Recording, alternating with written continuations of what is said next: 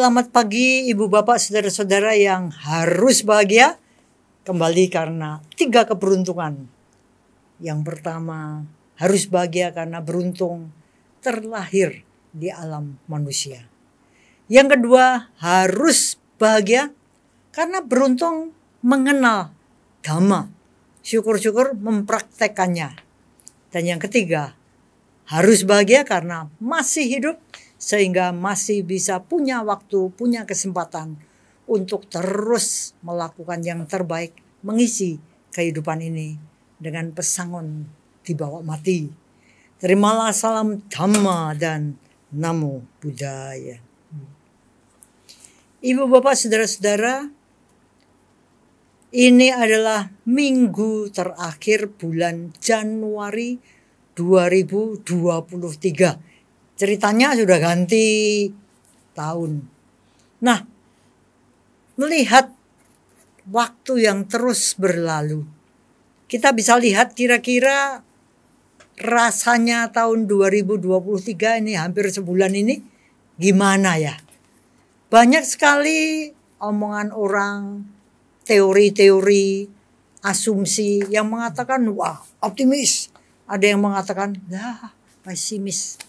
Tapi kita sebagai orang yang mengenal Dhamma bisa berpegang pada satu hal yang ya bukan optimis, ya bukan pesimis. Tapi ada di tathata, yatha bhuta. Demikianlah adanya. Jadi ya kita hadapi aja momen demi momen yang datang dengan menjaga pikiran supaya tetap tenang dan waspada. Berada di studio bersama saya tentu saja sahabat Dhamma saya, pecinta Dhamma, Dr. Suzan. Dan yang mendaulat dirinya sebagai moderator, Adianto. Ceritanya menghadapi 23. Gimana Pak Adi? Baik, di akhir tahun 2022 yang sudah kita lalui, kita mendapati ada kegelisahan yang dilontarkan oleh elit-elit ya. Banyak di media massa pemerintah mengatakan hal yang sejenis tentang 2023 siap-siap nih resesi gitu. Kehidupan akan terdampaknya seperti apa? Mungkin ekonomi seret, punya uang tapi barang nggak ada. Atau barang ada nggak ada yang beli gitu. Jadi intinya akan ada kesulitan di bidang ekonomi. Nah, kita udah masuk di Januari ini, pemirsa mungkin sudah melalui 1 bulan ini mungkin apa sih yang dilihat gitu ya? Bedanya apa? Bedanya apa? Apakah betul-betul ada atau belum terjadi atau seperti apa? Nah, saya pikir ini yang menarik untuk kita bahas di kesempatan kali ini. Sebenarnya persoalan ekonomi yang berhubungan dengan kebutuhan, kita mau belanja, memenuhi kebutuhan hidup, itu kapan tidak bermasalah dan kapan bermasalah. Nah, ini bermasalah yang katanya resesi itu bermasalah buat siapa sih gitu ya? Atau tidak bermasalah ketika bagaimana? Nah, ini yang menarik untuk kita bahas sebagai tadi pengantar Bulani, sebagai orang yang mengenal Dhamma, kita melihatnya seperti apa sih? Nah, mungkin juga kita harus dengar dari Bu Susan nih. Apa yang terjadi sebenarnya ketika orang dihubungkan kehidupannya dengan kebutuhan, sehingga bisa jadi kena dampak dari yang namanya resesi, bisa tidak berdampak terhadap resesi. Kira-kira gimana Bu Susan? Ya, terima kasih Pak Adi. Kalau saya melihat itu begini ya, yang namanya kehidupan itu sebetulnya nanti bulan ini yang akan lebih bisa menjelaskan yang tentang anicca gitu ya. Sebetulnya kehidupan kita itu kan selalu naik turun. Entah ada resesi, entah nggak ada resesi. Secara individual, kehidupan ekonomi kita itu juga nggak akan terus-menerus itu di atas, atau nggak akan terus-menerus itu ada di bawah gitu ya.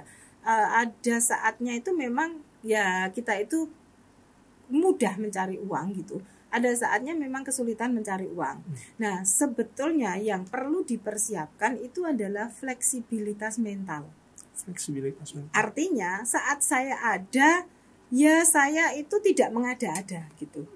Saat saya berada, mungkin uang itu akan tetap saya pergunakan secara bijaksana. Saya perlu menabung gitu. Untuk bersiap-siap ketika saya nggak punya pemasukan. Nah, problemnya adalah ketika saya ada, kebutuhan saya meningkat. Gitu. Ketika saya punya uang, yang dulunya saya nggak butuh, merasa butuh gitu. Jadi uang seberapapun yang masuk di tempat kita, itu pasti akan habis gitu. Karena kebutuhan kita itu meningkat. Nah, problemnya ketika pemasukan kita itu mulai menurun, kebutuhan kita itu sudah terlanjur kita tingkatkan gitu. Jadi mau menurunkan kebutuhan lagi itu lebih membuat kita itu depresi gitu ya. Nah, sementara orang yang bisa fleksibel itu menurut saya dia itu nggak akan gini, mumpung saya punya uang nggak akan gitu. Tapi lebih ini saya punya uang, saya perlu menggunakan dengan bijaksana dan saya tidak perlu meningkatkan kebutuhan hidup saya. Sebenarnya itu bukan kebutuhan loh Bu. Keinginan. Iya, tapi kita ngomongnya ya karena butuh, di ekonomi itu kan need ya. Ada demand gitu kan. Itu kan kalau di ekonomi itu nggak ada Bu yang namanya keinginan. Soalnya kalau kita bilang keinginan nggak ada yang beli. Laku. Nah, kita kan kalau ke konsumen kamu butuh loh. Sehingga laku gitu. Tapi kalau kamu ingin itu sebenarnya nggak usah. Karena gini, malu kan kalau ingin. Tapi kalau butuh itu kan ini kebutuhan loh gitu. Itu seolah-olah memang harus dipenuhi. Nah, sehingga sih menurut saya terlepas kita kaya atau miskin Pak Adi, itu orang yang terdampak resesi itu karena kita itu nggak fleksibel gitu. Menurut saya itu. Nah, tetapi mengapa orang yang status sosial ekonominya di atas itu lebih terkena resesi dibandingkan yang miskin gitu. Karena sebetulnya yang miskin itu fluktuasinya nggak gede. Mau ada tambahan penghasilan tuh ya segitu-gitu aja. Mau turun ya udah nggak bisa turun lagi, nggak ada yang diturunkan gitu ya. Artinya sebetulnya justru yang punya duit, punya status itu lebih menderita ketika ada resesi. Seperti apa Bu? Ya karena misalnya saya itu nggak bisa hidup tanpa sarana di luar diri saya sendiri gitu kan. Artinya semua yang ada di rumah saya ini bahkan keluar dari rumah itu adalah sarana, bukan menggunakan tubuh saya sendiri sebagai sarana. Contoh. Atau kalau misal orang miskin nggak punya mobil ya jalan Pak. Punyanya sepeda. Sepeda itu kan tenaga kita. Maksudnya bukan mesin ya. Mesin tetap ada mesinnya tapi yang menjalankan mesin itu kita gitu.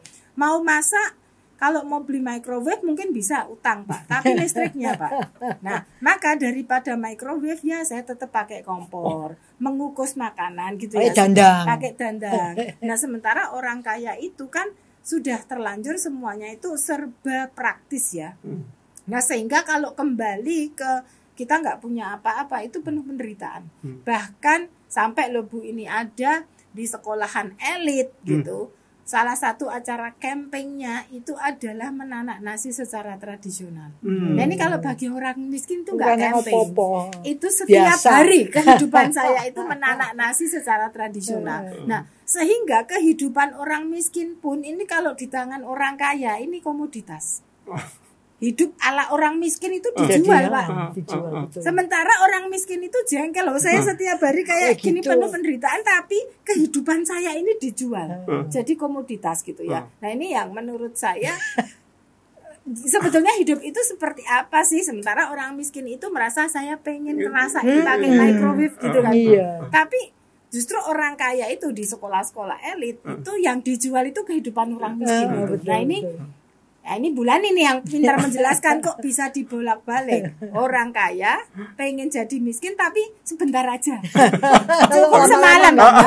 Icip aja udah Sementara orang miskin tuh mau pakai microwave aja nggak ada sekolahnya, camping pakai microwave Pak. Ya karena ini Bu, ini mungkin kalau dari saya sih lebih tentang satu fleksibilitas mental, yang kedua orang itu udah terbiasa melekatkan barang-barang itu ke harga diri ya, terutama yang kaum elit ya. Sementara kalau yang nggak punya sarana, ya harga diri mau di mana? Dijual aja saya nggak punya harga diri kan. Tapi kalau orang elit itu harga diri itu diperjualbelikan sih menurut saya. Nah lalu saya kira yang ketiga itu lebih saya lebih tergantung pada fasilitas di luar Diri. tubuh saya sendiri. Sementara kalau orang nggak mampu itu justru Berdaya. berdaya karena menggunakan dirinya sendiri sebagai fasilitas untuk hidup ini. Itu Pak Adi kalau Jadi menurut saya. kehidupan yang tadi kesimpulannya saya lihat kenapa ini berpengaruh pada orang yang kalangan Elit atas karena segala sesuatu yang mereka lakukan dalam keseharian itu berbiaya ya. Ya, Costly. Padahal tadi kita bilang resesi itu ekonomi seret, bisa-bisa nggak punya uang atau punya barang juga nggak ada yang beli. Jadi nggak, ya pada intinya akan seret nih ekonominya. Problemnya di sana ya. Apa-apa tuh pakai biaya mereka. Tapi bagi orang-orang yang sederhana mungkin nggak perlu biaya gitu. betul. Kadang kan kalau orang miskin itu menanam sesuatu di sekitar rumah kan. Iya. Nggak usah beli ke supermarket Betul, gitu. betul. Jadi kayak misalnya saya nanam cabai sendiri, Iya. Singkong. sayur Sayem. itu kan paling gampang, tinggal dipetik aja lalu kita masak ya. Yang namanya bumbu pecel itu kan paling murah kan. Iya. Kalau enggak pakai sambel lah gitu. Nah, sementara orang-orang kaya itu pecel aja GoFood loh Pak. Mahal loh. Sekarang di GoFood itu bisa 25.000. Ya. Iya. Pecel lotek itu bisa sampai segitu. Bayangin kalau kita punya semuanya itu di rumah, Tinggal itu petik aja. 25.000 itu bisa untuk 1 RT loh Pak. Ya kan? Nah ini menurut saya itu sih yang terjadi gitu. Jadi bahkan pecel itu kan ada mereknya, jadi nggak sembarang pecel gitu. Pecel ibu siapa Nah, gitu kan? laris. Tuh. Nah saya kira itu Pak. Jadi semuanya itu ada merek ya. Mau beli lotek, mau pecel, bahkan hal-hal yang sebetulnya bisa kita lakukan sendiri di rumah. Sekarang itu kita pakai layanan gitu, Males. pakai layanan jasa orang lain juga gitu kan. Kira-kira itu sih Pak menurut saya. Oh bulan nih nyambung tadi males nih kata-kata yang menarik nih. Ini kayaknya menderita buat orang yang males. Kalau bulan ini melihatnya apa? Ya sebenarnya kalau Sang Buddha itu kan memberikan satu contoh yang sudah sangat apa ya, gamblang betul. Karena ya namanya petapa. Petapa itu apalagi kalau zaman Sang Buddha itu kan di hutan, ya kan. Para penumpangnya juga hidupnya kira-kira juga di pedesaan begitu. Jadi kehidupan yang mereka miliki itu amat sangat bisa digunakan untuk melihat anicanya tanaman. Tadi belum ada, sekarang jadi muncul. Dengan kita menyiram lagi. Jadi apa yang kita lakukan itu berdampak langsung pada alam sekitar. Nggak usah beli, nggak usah GoFood dan sebagainya. Kemudian semua gaya hidup itu kan sebenarnya menopang sekali kemungkinan untuk praktek spiritual. Dan ini kan kita sudah nggak punya. Seperti yang dikatakan Bu Susan, praktek spiritualnya itu di mana? Semua pakai duit kan. Sudah tidak bisa memberdayakan. Sementara Sang Buddha itu, waduh itu biarlah hanya kulit, otot dan tulangku yang tersisa. Itu semuanya dipakai. Memberdayakan nama rupa. Batinnya dikembangkan, rupanya di benar-benar dipakai. Ya itu kan ceritanya lain banget. Tadi Bu Susan ngomong yang menarik tadi, harga diri lah. Apa namanya? Tidak fleksibel lah, mau cari gampang lah. Itu semua kan sebenarnya secara wow dapat kan. Dianggapnya wah, Bu Susan tuh belinya GoFood. Wah. Tapi kalau kita lihat bagaimana sebenarnya kesederhanaan main, nggak ada loh. Nggak ada kan. Yang namanya sederhana itu bukan sesuatu yang dianggap wow. Kesederhanaan itu dianggap gitu. Ya dianggap ini rendah. Rendah dan itu kelemahan ya. Dianggap sesuatu yang lemah. Iya, karena ya manusia itu harusnya nggak sesederhana itu gitu kan. Ini yang Harari ya. Harari itu kan selalu bilang sapiens itu mengapa mengerikan gitu. Karena lobanya, serakahnya itu besar, sapiens. Kan kalau menurut Harari itu sebetulnya homo itu ada banyak. Mengapa sapiens itu yang Paling survive? Nah, kita ini sapiens. Artinya kita ini adalah kelompok homo yang paling serakah. Makanya bisa bertahan hidup ya. Serakah gitu. Jadi menghabiskan homo yang lain gitu. Homo itu maksudnya Manusia. Jadi homo itu kan masuk dalam kera besar, tapi yang nanti akan jadi manusia itu namanya lagi bukan primata, tapi jadi homo gitu kan. Nah, homo itu kan ada macam-macam, Neanderthal gitu kan. Nah, sapiens itu tuh sebetulnya paralel hidupnya dengan jenis homo yang lain. Tapi kenapa dan homo yang lain itu lebih ini? Kalau dilihat tuh badannya lebih besar, lebih survive secara fisik. Sapiens itu tuh lebih kecil, tapi kalau menurut Harari otaknya istimewa. Nah, itu yang bikin kita itu jadi bisa jahat, bisa licik, bisa memanipulasi, itu karena sapiens itu punya kemampuan berimajinasi yang lebih besar dibandingkan homo yang lain, karena homo yang lain itu milik primata ya sebetulnya gitu. Nah, ini yang kalau Bulani lalu mengatakan itu sebetulnya fakta atau fiksi. Nah, itu sapiens itu paling pinter, punya imajinasi, fiksinya jadi kuat ya, kan? punya visi sebetulnya, tapi bisa terjebak oleh imajinasi, jadi delusi kan. Kalau Bulani selalu bilang itu tuh lebih ke moha, nanti efeknya tuh lebih deluded gitu. Nah, ini yang membuat kita itu mengalami resesi, itu kan sebetulnya delusi ya. Mengapa konflik antar negara, antar ras itu kan delusi manusia. Ya, semuanya masuknya ke loba dosa, karena karena mohanya besar, loba dosanya tinggi. Nah, saya mau ajak ibu berdua coba lihat ya. Ini kan sebenarnya kalau kita lihat dampak yang dialami itu erat hubungannya, kita bisa dengan jelas lihat ini ada sebab akibat. Ini antara kita bertiga contohnya ya. Bulani sangat bergantung pada saya untuk kebutuhan yang untuk hidup. Bu Susan butuh sesuatu juga dari Bulani untuk, dan kebetulan saya juga tergantung sama. Nah, kebetulan yang di sana lagi konflik nih, saya nggak bisa dapat barang nih, saya nggak bisa bikin barang. Bulani nggak bisa dapat barang dari saya yang Bulani. Akibatnya jadinya persoalan nih. Di sana kita rukun-rukun aja nih kita, tapi karena saling bergantungan. Nah, sebenarnya kalau dihubungkan dengan Harari, ini kan sebenarnya real ya ini. Real kan ini, bahwa kita saling membutuhkan. Nah, persoalannya muncul di mana sih Bu? Kalau bisa dipertegas lagi dari contoh yang barusan. Karena manusia itu punya kemampuan untuk mencitrakan dirinya sendiri, problemnya. Diri itu bisa diri individual, bisa diri itu sebagai sebuah kelompok. Nah, lalu semacam punya imajinasi bahwa saya adalah atau kelompok saya itu adalah yang paling super. Sehingga kalian yang di luar kelompok saya atau di luar diri saya itu harus jadi subordinate gitu. Saya adalah superordinate gitu. Jadi inilah yang menyebabkan munculnya dominasi dari individu satu ke individu lain, dari kelompok satu ke kelompok yang lain. Dari sana gitu. Potensi konflik. Betul. Nah, kalau pada binatang, dominasi itu dibutuhkan untuk memproteksi yang lemah sebetulnya. Jadi hewan yang dominan itu pasti leadernya.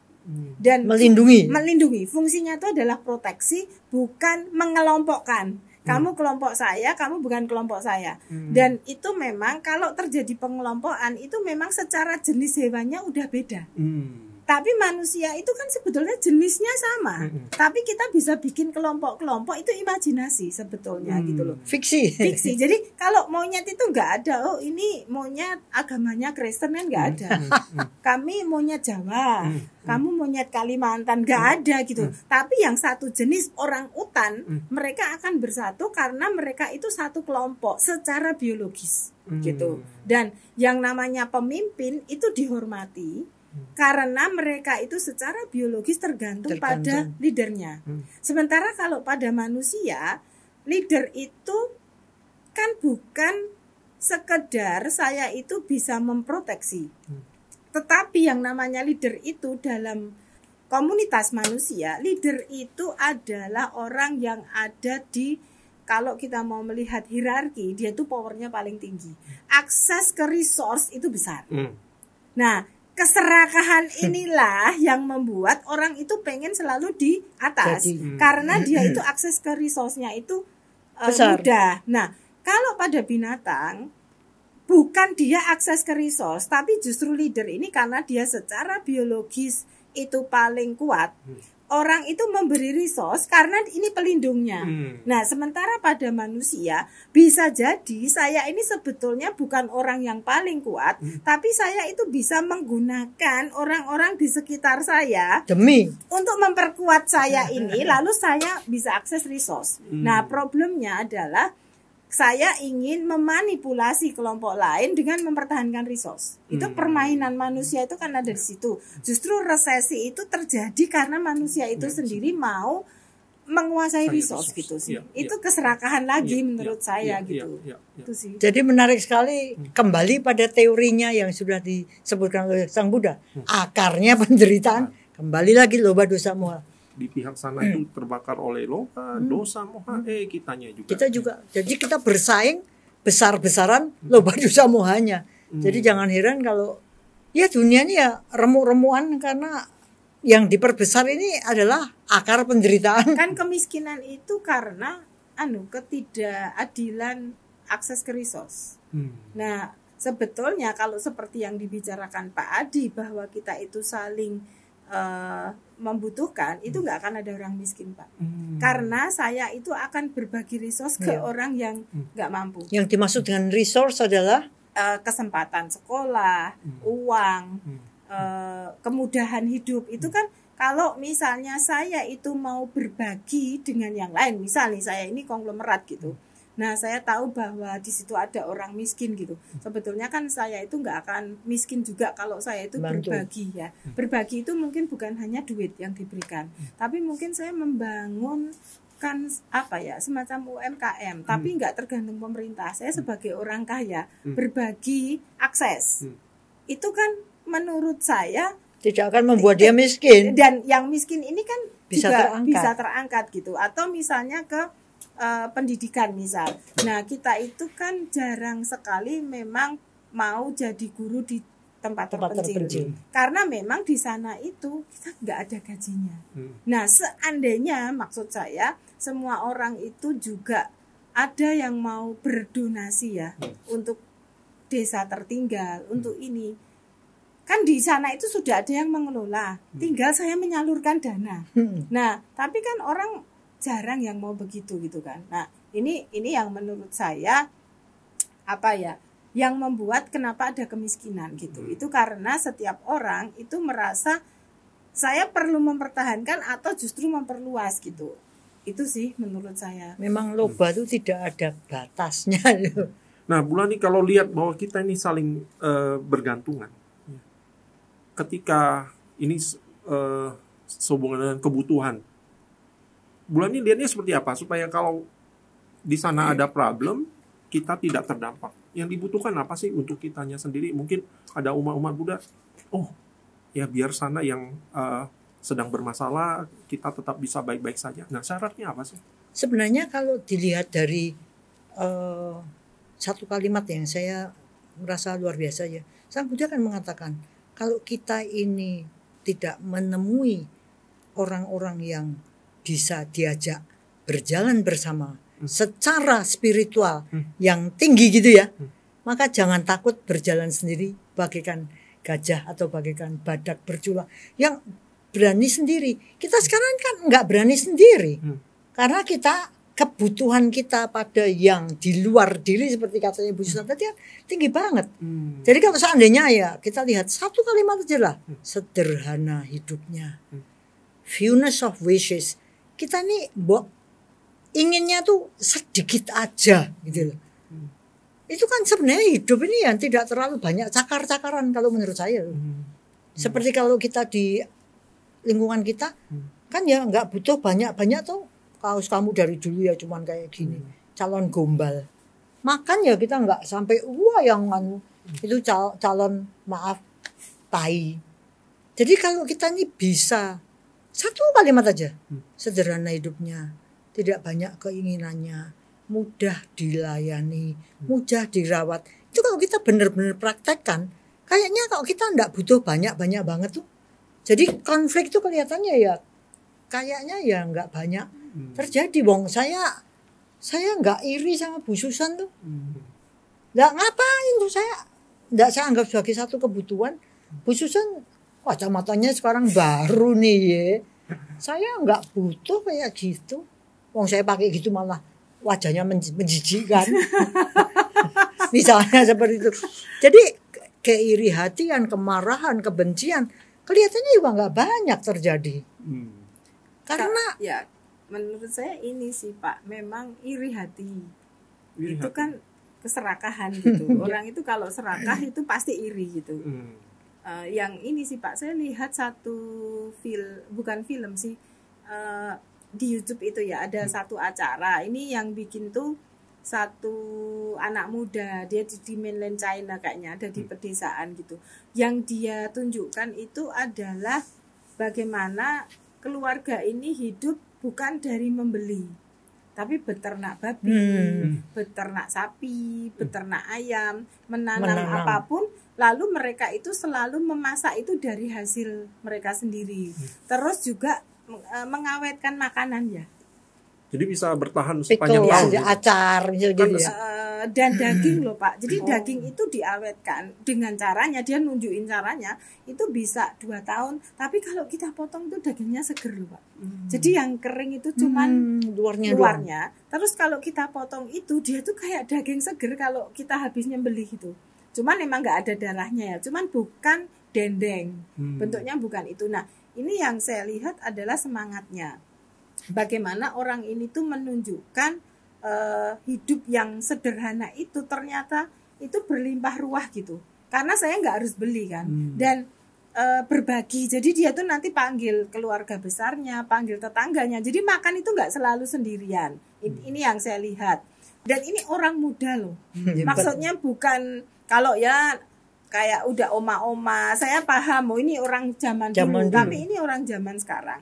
Terus yang saya lihat yang kedua, yang ada acara Korea Number One itu, yang didaftarkan di UNESCO ya, heritage-nya, itu apa Pak? Semua yang ditampilkan di Korea Number One itu usaha-usaha yang didaftarkan di UNESCO sebagai heritage. Apa Pak yang didaftarkan? Semua produk tradisional. Misal bikin genting tapi bukan pabrik. Terus bikin kayak itu ya, saus kedelai buat ini tuh, bahkan sampai garamnya itu bikin sendiri loh Bu. Jadi garamnya tuh dia dari air laut, setelah itu harus dimasukkan di bambu, dibakar dulu loh garamnya. Jadi dia tidak beli apapun di toko. Jadi semua bumbu itu dia nanam sendiri, dijemur dulu, dikeringkan sendiri. Nah, Korea Number One itu yang didaftarkan di UNESCO itu bukan pabrikan. Terus misalnya kain. Jadi dia itu bagaimana memintal dari tali rami Bu. Pakai mulut loh kalau mintal. Pakai mulut. Jadi supaya jadi benang itu pakai mulut. Terus untuk mewarnai kainnya dia pakai yang namanya daun indigo. Jadi daun ini namanya daun indigo karena dia bisa untuk mewarnai, warnanya itu biru campur hijau itu Pak. Hampir ungu. Hampir ungu gitu. Nah dia itu misalnya ini dicampur dengan apa supaya jadi indigo? Tahu nggak? Serbuk kerang, kulit kerang. Jadi kulit kerang itu dijemur dulu, ditumbuk, nanti dicampurkan ke cairannya ini nanti jadi ungu. Jadi saya itu kagum dengan Korea gitu ya. Korea itu kan negara maju toh, karena dia itu memang misinya tuh mengalahkan Jepang ya. Dia kayak traumatik dijajah Jepang dan mereka tuh mau lebih bagus dari Jepang, bukan Amerika. Intinya kita harus lebih bagus dari Jepang. Tetapi menghidupi yang tradisional itu menjadi value utamanya Korea gitu. Nah sementara orang Indonesia sendiri nggak peduli tentang itu. Tapi ya kalau kita lihat itu kan ada bintang filmnya nih, artisnya yang harus jadi buruhnya. Buruh itu berarti dia harus melakukan itu semua. Mereka bilang ternyata melelahkan. Pekerjaan ini tuh ternyata tidak mudah. Jadi kayak bikin itu arak beras ya Bu. Raginya itu bikin sendiri loh Bu. Jadi dari tepung gandum, bagaimana mereka itu bikin adonannya, itu sulit banget Bu ternyata. Dibikin lempengan Jadi segini, memang dibutuhkan gitu. skill ya. Betul. Terus Keterampilan yang bagaimana luar biasa. dibikin berjamur gitu. Setelah itu harus ditumbuk. Terus bagaimana dia tuh mengangkat. Jadi untuk bikin kayak kalau di Jepang kan namanya sake ya. Kalau di sana namanya beda. Berapa kuintal beras yang harus dimasukkan ke tempat itu tuh harus diangkat sendiri. Bagaimana tuh kita lihat artis itu tuh gagal, lelah, nggak berhasil gitu. Menurut saya ini loh yang menurut saya yang mau diomongkan oleh orang Korea adalah ya meskipun kita hidup di globalisasi macam ini, jangan ya, lupakan ya. value seperti ini tuh penting untuk orang Iya. muda gitu, untuk generasi penerusnya bahwa ini jangan pernah hilang, maka heritage ini harus gitu kan. Nah, ini yang menurut kita tuh kayaknya Indonesia belum sampai Padahal segitunya. kita banyak juga kearifan lokal yang bisa digunakan untuk mencukupi diri sendiri. Betul. Nah ini kan promosinya itu artinya ya nggak usah ke pabrikan kalau kamu mau bikin ini bisa gitu ya. Artinya kita kalau kembali ke Mahatma Gandhi itu kan dulu dia dengan gerakan India harus mencukupi hidupnya sendiri. Swasembada. Itu kan dia ini garam sama ini ya. tidak kapas. mau pakai jas, tidak mau pakai apapun produk Inggris kan. Nah lalu dia ya memintal sendiri pakai jubah kan. Artinya kita nggak perlu pakai pakaian adatnya orang lain yang ujung-ujungnya itu kita harus beli. Iya benar. Itu kan penjajahan ekonomi. Nah orang yang kayak Mahatma Gandhi itu sedikit gitu kan, karena berat memintal sendiri. Dipakai sendiri itu berat. Itu malesin tadi, kembali ke males. Dan ini yang sangat menarik adalah orang males di sekitar kita itu dihargai gitu loh. Betul. Karena males ya, kita kan maunya kan nggak males. Jadinya beli. Gitu kan. Dan yang males ini sepertinya kan diopeni. Males lah. Kamu males lah. Supaya apa? Duitmu buat aku. Kayaknya tuh emang ini Bu, ada semboyan orang males itu lebih kreatif karena bisa remote control itu kan diciptakan oleh orang malas. Gimana sih saya supaya nggak usah berdiri dadak, aja? iya. Kayaknya gitu deh. Jadi itu semacam ini ya, kayak quotes, kemalasan itu bikin kreatif. Karena Jadi orang yang rajin itu biasanya nggak mikir mencari kemudahan, sehingga mereka itu mengeluarkan keringat dan nggak keberatan. Tapi orang malas itu kan keberatan, sehingga bagaimana dia menciptakan yang one click aja, one click away supaya semuanya, dia tetap bisa malas. Supaya dan ini tuh kayak dihargai loh, itu tinggi loh. Artinya tuh kalau orang itu bersusah payah lalu dikatakan nggak efektif, kamu nggak efektif, nggak efisien. Jadi efisiensi dan efektivitas itu adalah hukum ekonomi sekarang. Itu sebabnya ya jangan heran kalau banyak orang yang tetap gapnya besar ya. Mereka yang menggunakan orang-orang untuk diambil duitnya itu dengan segala macam quote-quote yang itu tadi. Wah ini kan produk yang luar biasa. Kalau kamu gini keren. Kalau kamu gini sehingga hebat. sekarang tuh kalau orang punya jual makanan Pak, proses masaknya lama nggak laku Pak. Semuanya harus instan nih, cepat. Orang jadi nggak sabaran ya sekarang. Betul. Jadi karena kok lama banget. Jadi sekarang semakin fast kan, bukan hanya fast food ya menurut saya. Nah, semuanya serba mau cepat. Jadi kesabaran sudah tergerus juga. Padahal kesabaran ini merupakan salah satu modal yang sangat utama untuk menghadapi apapun yang terjadi, karena semuanya kan punya prosesnya sendiri. Saya ingat cerita Bulani sengaja ke warung makan yang omnya potong pelan gitu ya, untuk hanya menikmati piring. Apa itu nasi goreng itu namanya koh tisu, karena kalau motong daging itu tipis seperti tisu. Dan dia sampai, saya menikmati banget itu caranya dia masak itu sepenuh hati gitu, pelan-pelan gitu. Jadi makanannya enak sekali karena kita sudah lapar. Ya malah jadi enak kan karena udah kelaparan. Ya, nunggunya, prosesnya. Semua dengan sepenuh hati gitu. Kesabaran, konsentrasi luar biasa. Tapi itu orang akan punya daya tahan yang kita nggak punya. Ya sekarang ada nasi instan toh Bu, ngerti nggak? Seperti apa? Dikasih air panas. Oh iya. Jadi nggak perlu nanam Bu. Ya. Nah, jangan heran kalau orang-orang seperti itu tidak akan kuat menahan penderitaan. Iya. Karena maunya cepat penderitaan hilang. Padahal penderitaan punya waktunya sendiri untuk bertahan atau lewat.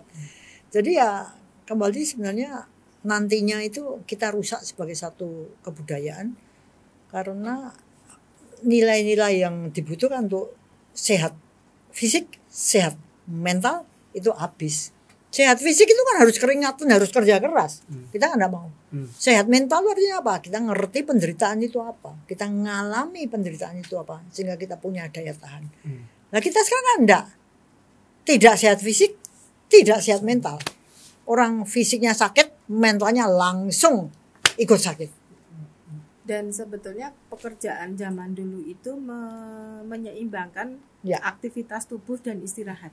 Sekarang kalau instan tuh kita nggak sempat istirahat loh.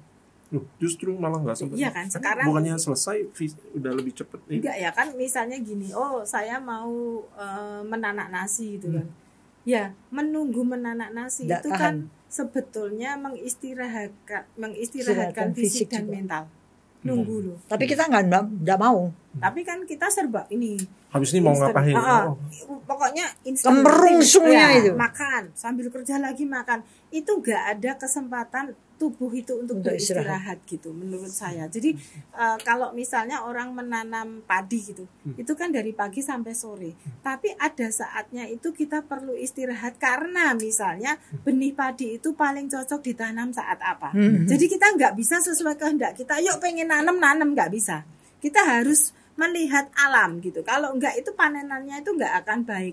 Nah sementara kita sekarang ini merasa sekarang pengen ya harus dilakukan. Padahal kan kadang-kadang enggak bisa loh kita melakukan itu. Misal nih zaman dulu tuh kalau sebelum ada pengering, mesin pengering baju itu kan ya orang kalau hujan ya nggak usah marah kalau nggak kering.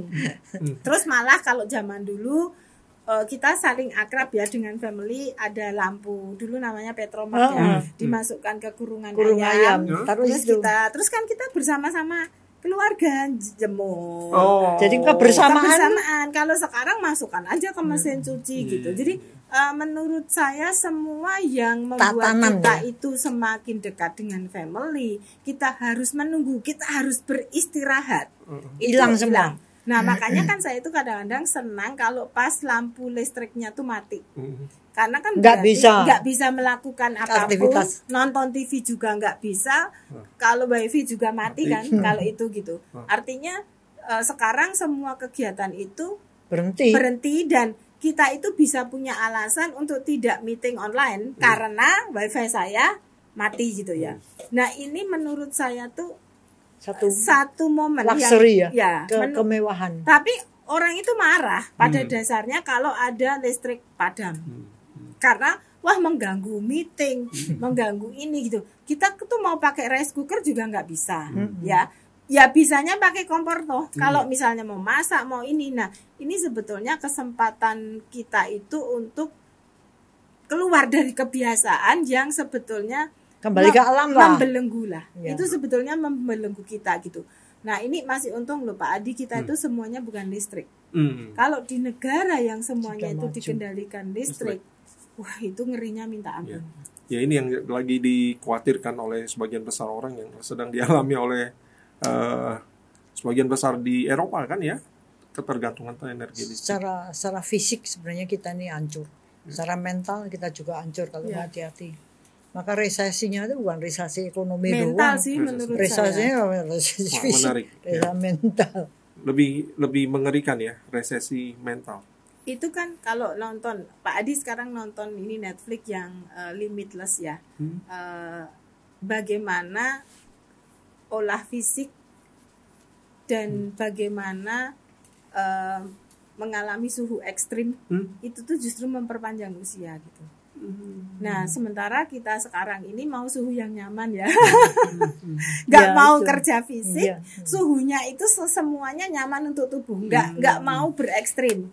Nah, ini padahal salah gitu. Ya sebenarnya kan tetap toh penderitaan itu kan kita butuhkan kok. Iya. Anti juga. Jadi kesimpulannya malah prolong ini usia kita kalau kita Betul. sempat menikmati menjalani penderitaan. Jadi suhu ekstrim itu bikin sel-sel tubuh kita itu Adaptasinya itu ya. ya jadi kayak merendam. Jadi yang sel-sel yang mati itu teracak gitu. Itu bisa menghilangkan nyeri juga gitu ya. Jadi suhu ekstrim yang sangat dingin itu justru nyeri kita itu bisa sembuh karena ada suhu ekstrim. Intinya sesuatu yang ekstrim itu membuat sel kita itu teracak, terendam, lalu yang tidak berguna itu hilang gitu. Itu riset loh. Jadi itu ada risetnya. Lalu olahraga untuk strength otot gitu. Lalu olahraga untuk memperkuat ini ya, pernafasan dan kardio itu sama puasa, Bu. Jadi bukan makan sembarangan. Itu membuat sel-sel yang rusak itu tidak diberi makan. Tapi sel rusak ini oleh tubuh itu akan dibuang. Sementara ini kalau kita nggak olahraga, nggak terkena suhu ekstrim, dan kita itu makanannya tuh pasti bahannya tuh glukosa semua, itu yang makan itu bukan hanya sel sehat, Pak. Sel rusak ini tuh akan makan, dan ini adalah sumber kanker sebetulnya. Iya. Nah, dengan olahraga, dengan puasa, dengan suhu ekstrim, sel yang rusak ini dibuang. Intinya itu. Berbahagialah orang goblok yang sombong kan gitu ya. Karena nggak tahu kita merasa hebat banget. Padahal sebenarnya itu dibutuhkan. Ya. Saya senang nonton film itu karena saya diingatkan untuk tetap bergerak, tetap berolahraga. Itu artinya berarti saya nggak boleh malas tuh satu. Suhu ekstrim berarti saya nggak boleh nyaman-nyaman aja. Karena ternyata nyaman-nyaman itu secara biologis itu nggak baik buat tubuh. Nah lalu ini Pak, demensia dan Alzheimer itu juga terjadi karena kita tidak bergerak, kita tidak membiasakan otak kita berpikir secara lebih keras. Maka ke depannya orang Alzheimer dan demensia akan lebih banyak. Karena kita dinabubukkan oleh segala sesuatu yang mudah nggak mikir. Gitu. Berarti yang nggak Alzheimer tuh yang menciptakan aja. Kita konsumen. Tapi mungkin mereka juga kok, Bu. Karena kokian terlalu banyak duit, ya mereka carinya enak-enak juga. Jadi kita konsumen, user itu mengerikan. Ya, baik.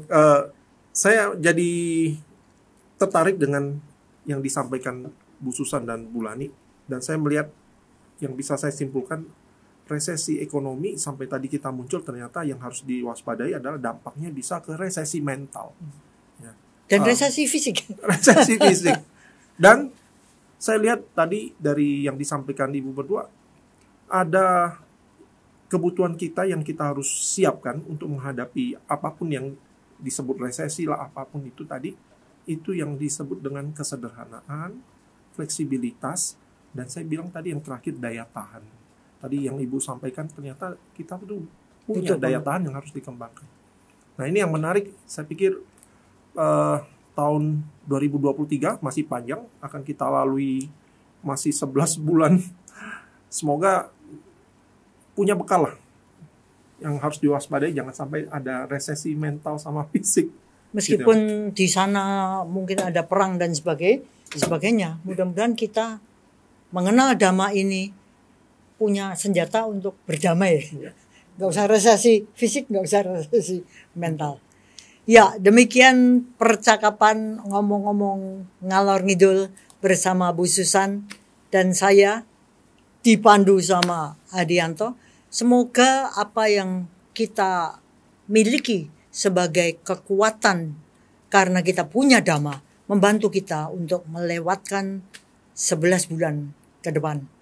Semoga semua makhluk bahagia dan semoga yang terbaik datang pada kita semua. Sadu, sadu, sadu.